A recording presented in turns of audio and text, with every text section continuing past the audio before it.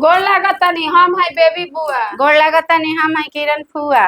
फिर हमनी के आ गइल बनी सन माता जी के एगो गीत लेके दर्शक लोग।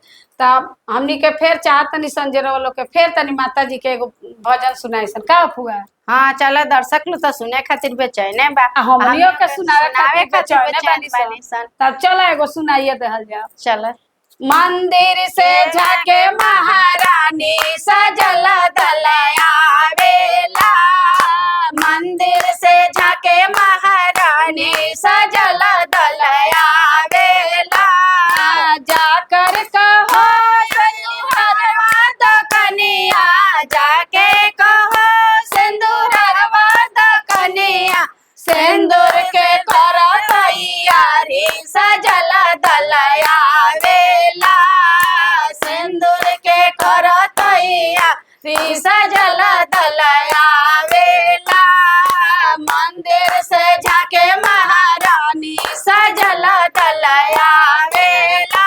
जाके कहो सोनरवा दकनिया जाके कहो सोनरवा दकनिया टीका के कर तैयारी सजल दलया वेला।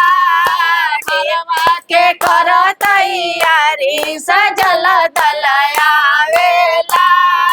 मंदिर से जाके महारानी सजल दलया वेला। जाकर कहो जजवा दकनिया जाके कहो जजवा दकनिया चुंदरी के कर तैयारी सजल दलया वेला।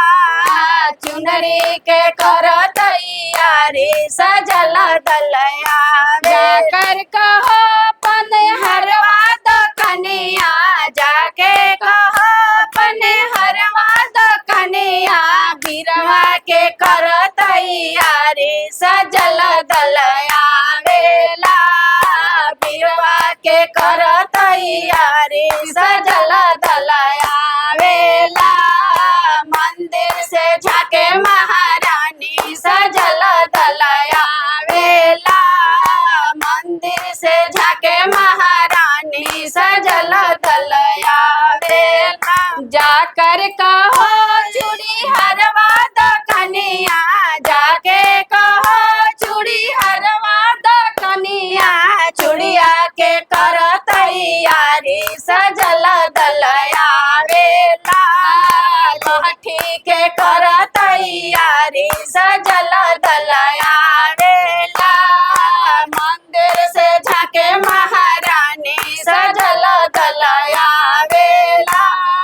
मंदिर से जाके महारानी सजल जाकर कहो सारे भक्त जनों से जाके कहो सब भक्त जनों से भजन के कर तैयारी सजल दलया वेला। भोला के कर तैयारी सजल दलया वेला। मंदिर से जाके महारानी सजल दलया वेला। मंदिर से जाके महारानी सजल दलया वेला। रवा लोगिन के ई भजन कैसन लागल। माता जी जब सजे नी झाके नी मंदिर से सब लोग जाला अपन रवा लोगिन शेयर और कमेंट करम लोगिन। हमनी के चैनल के लाइक है सब्सक्राइब करी लोगिन। अपन आशीर्वाद दुलार प्यार हमनी पर बरसावत रही लोगिन। और हमनी के विदा दी लोगिन। नमस्कार।